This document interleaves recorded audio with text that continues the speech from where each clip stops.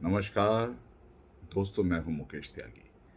आप सब जानते हैं कि हमारे पड़ोसी राज्य श्रीलंका के अंदर एक बहुत भारी संकट आया हुआ है। वहाँ के प्रेसिडेंट देश को छोड़ के भाग चुके हैं और तमाम मंत्रिमंडल इस समय खतरे का सामना कर रहे हैं। वहाँ पर आपातकाल का घोषणा कर दी गई है, इमरजेंसी लगा दी गई है।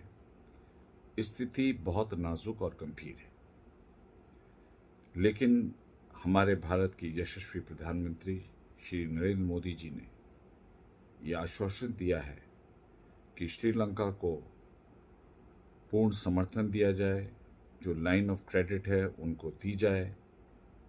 वहाँ पर आज ईंधन का संकट आ गया है, बिजली का संकट आ गया है, स्कूल और कॉलेजेस के अंदर पढ़ने की किताबें नहीं हैं, इंक नहीं है, कागज़ नहीं है, ईंधन नहीं है, सब्जी, आटा, दाल जो रोज़ाना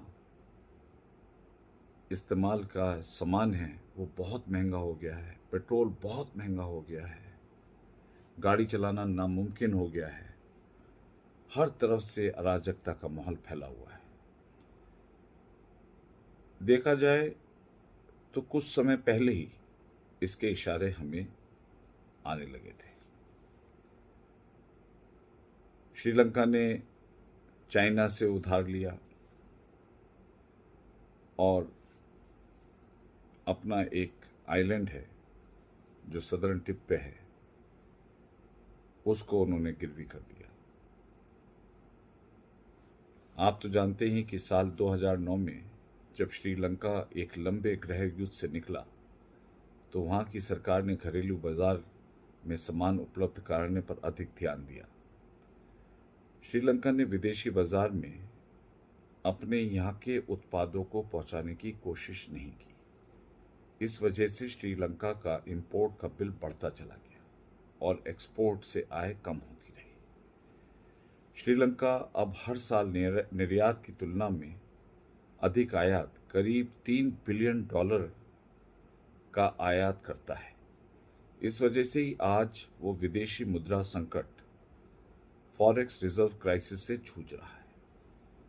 जरूरत की चीजों के लिए परेशान लोगों का उबल रहा गुस्सा अब फट चुका है। हिंसा की आग तेज होने लगी है और आर्थिक संकट से चलते श्रीलंका की हालत बद से बदतर होती जा रही है। जी हाँ दोस्तों, बीबीसी की एक रिपोर्ट के अनुसार 2019 के अंत तक श्रीलंका के पास विदेशी मुद्रा भंडार में $7.6 बिलियन मौजूद थे। मार्च 2020 तक ये कम होकर $1.93 बिलियन हो गया। हाल ही में श्रीलंकाई सरकार की ओर से बताया गया कि उसके पास विदेशी मुद्रा का भंडार $50 बिलियन ही बचा है। श्रीलंका में आए इस आर्थिक संकट का जिम्मेदार लोग कहते हैं कि राष्ट्रपति गोटबाया राजपक्षे और उनके भाई पूर्व राष्ट्रपति महिंद्रा राजपक्षे को बताया जा रहा है। आपको तो मालूम है कि ये पारिवारिक के हाथ में 70% की जनता श्रीलंका की परिवार के हाथ में थे, उनके भाई, उनके भतीजे, उनके बच्चे। और वहाँ पे आप जानते हैं कि वहाँ पे सिहाली हैं और तमिलियंस हैं और बाकी माइनॉरिटीज़ हैं, मुस्लिम्स हैं, क्रिश्चियंस हैं और अनेक माइनॉरिटीज़ हैं।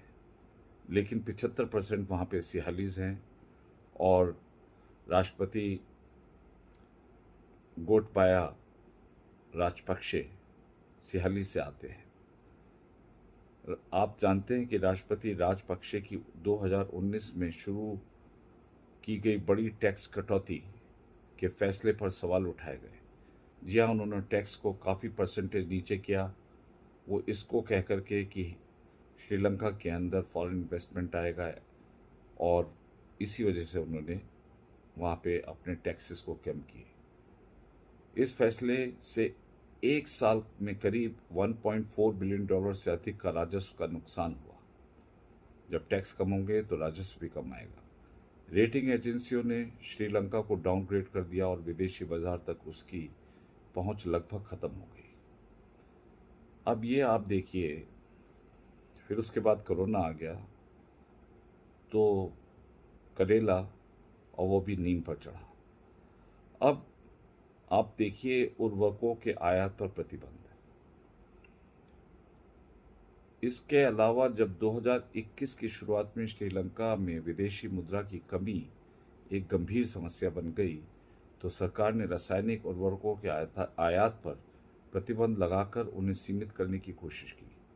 किसानों को रासायनिक उर्वरकों की जगह जैविक उर्वरकों मतलब इनऑर्गेनिक फर्टिलाइज़र की जगह, जैसे हम लोग यूरिया इंपोर्ट करते हैं, तो उसकी जगह उन्होंने ऑर्गेनिक फर्टिलाइज़र्स को इस्तेमाल करने की प्रेरणा दी। जैसे कंपोस्ट होता है, गोबर से बनता है। इससे फसल में बहुत वक्त लग जाता है। इनऑर्गेनिक फर्टिलाइज़र से फसल बहुत तेज़ी से पैदा होती है, तो वहाँ पे फसल में प्रोडक्टिविटी, उसके अंदर डिक्लाइन। विदेशी मुद्रा आपने बचाई पर फसल में आग लगा दी। श्रीलंका को विदेशों से अपने खाद्य भंडार की पूर्ति करनी पड़ी। इसके लिए भारी मात्रा में विदेशी मुद्रा खर्च करने पड़े और इसका असर उसे विदेशी मुद्रा भंडार पर पड़ा। इस साल ही मार्च में आईएमएफ की एक रिपोर्ट में कहा गया कि खाद्य पर प्रतिबंध ने श्रीलंका से होने वाले चाय और रबर की निर्यात को भी नुकसान पहुंचा। इससे हालात और बिगड़े। देखिए 51 अरब डॉलर का विदेशी कर्ज 2018 में राष्ट्रपति के प्रधानमंत्री को बर्खास्त करने के बाद श्रीलंका में संवैधानिक संकट पैदा हो गया। इसके बाद श्रीलंका की स्थिति बिगड़नी शुरू हुई। साल 2019 में कई धमाकों में सैकड़ों लोग मारे गए। आपको तो मालूम है कि ईस्टर में जिस प्रकार से वहाँ पे हमला हुआ था, पूरे अंतर्राष्ट्रीय स्तर पर वहाँ पे टूरिस्टों का आना बंद हो गया और उसके बाद ये महामारी कोविड आ गई। आज़ादी के 74 साल बाद सबसे गंभीर वित्तीय संगठन में जूझ रहा है श्रीलंका। अब भी 51 अरब डॉलर का विदेशी कर्ज है। श्रीलंका ईंधन और दवाई जैसी ज़रूरत की तमाम चीज़ों को आयात करने की स्थिति में नहीं है। पेट्रोल डीजल की कीमतें आसमान छू रही हैं। ईंधन का स्टॉक खत्म होने की कगार पर है। बिजली का फ्यूल को बचाने के लिए स्कूल और दफ्तर बंद कर दिए गए हैं। शनिवार को आपको मालूम है प्रदर्शनकारियों ने राष्ट्रपति भवन का घेराव करने के बाद उस पर कब्जा कर लिया। राष्ट्रपति गोटबाया राजपक्षे मौजूदा हालात देखकर एक दिन पहले ही आवाज़ छोड़ करके भाग गए। तो इस प्रकार से हमने देखा कि स्थिति बहुत ही गंभीर होती चली जा रही है श्रीलंका के अंदर। परंतु हमारे विदेश मंत्री डॉक्टर जयशंकर जी ने कहा है कि हम अपने पड़ोसी का हाथ पूर्ण रूप से संभालेंगे, हम उनको सहायता देंगे। आप तो जानते हैं कि जिस तरह से वहाँ पर फाइनेंशियल डेफिसिट हुआ। मैं आपको एक छोटा सा उदाहरण देता हूँ। अगर आपकी इनकम 25,000 रुपये है और आप 1,10,000 का आईफोन खरीदते हैं, तो आप एक बहुत सीरियस फाइनेंशियल डेफिसिट में आएंगे, आप डेट ट्रैप में आ जाएंगे, आप लेवरेजिंग हो जाएगी और जब उसका पेमेंट करने का वक्त आएगा तो नील बटा सन्नाटा हो जाएगा। तो इस प्रकार से स्थिति श्रीलंका के उधरी। उनका फिस्कल मैनेजमेंट बहुत ही पुअर था। आप जानते हैं जब डेट टू जीडीपी रेशियो 60% से ऊपर चला जाता है तो ये बहुत अलार्मिंग स्थिति में होता है और श्रीलंका का डेट टू जीडीपी रेशियो 110% पहुंचा। अब आप समझ सकते हैं कि 60% मतलब 50% खतरे की रेखा से भी ऊपर। तो किस प्रकार से फिस्कल मिसमैनेजमेंट श्रीलंका के अंदर हुआ, ये एक पूरे विश्व के लिए उदाहरण है। ग्रीस के अंदर भी इसी प्रकार का आर्थिक संकट आया था। उनका डेट टू जीडीपी रेशियो बहुत पुअर हो गया था। फिर आईएमएफ देखिए बेल आउट करता है। आईएमएफ इंटरनेशनल मॉनेटरी फंड आप ऐसी कंट्रीज़ को बेल आउट करता है। लेकिन दिक्कत ये आती है कि जब भी आप आईएमएफ से फंडिंग लेते हैं तो उनके अपने टेक्नो कमर्शियल पैरामीटर्स होते हैं। वो कोई भी प्रोजेक्ट उस तरह से करते हैं कि ताकि उसको वेस्टर्न कंट्रीज़ को उनको फ़ायदा पहुंचे। इस प्रकार के बिड्स के पैरामीटर्स बनाए जाते हैं ताकि बाहर की विदेशी कंपनियों को वो ऑर्डर मुहैया हो, जो कि महंगे होते हैं और देश की आर्थिक स्थिति के लिए ठीक नहीं होते। परंतु भारत ने 1991 में उनकी लिबरलाइजेशन हुआ। उन्होंने इस बात को बहुत ही कैलिब्रेटेड तरीके से देखा और उन्होंने आईएमएफ और वर्ल्ड बैंक के ऊपर अपनी निर्भरता कम करके खुद ही अपने प्रोजेक्ट्स का पैरामीटर्स किया और उनको आगे बढ़ाया। तभी आज हिंदुस्तान जो है fastest growing economy in the world है। जी हाँ, हमारे देश के अंदर भी कुछ राज्य ऐसे हैं जहाँ पर डेट टू जीडीपी रेशियो बहुत ज़्यादा है, जैसे कि पंजाब और जैसे कि राजस्थान 39-40% के दायरे में है। तो ये भी हमें सोचने की बात है कि हम इन राज्यों को किस प्रकार से आर्थिक रूप से प्रगति दें। और देखिए, कोई भी कहते हैं, एक सेइंग है कि there is no free lunch और life is a zero sum game. अगर आप कहीं पर खर्चा बढ़ाते हैं और आपकी आमदनी उतनी नहीं है, तो आप समझ लीजिए कि आपके चारों तरफ खतरे की घंटी बजने वाली है और आप सेल्फ डिस्ट्रक्शन मॉडल पे खड़े हैं।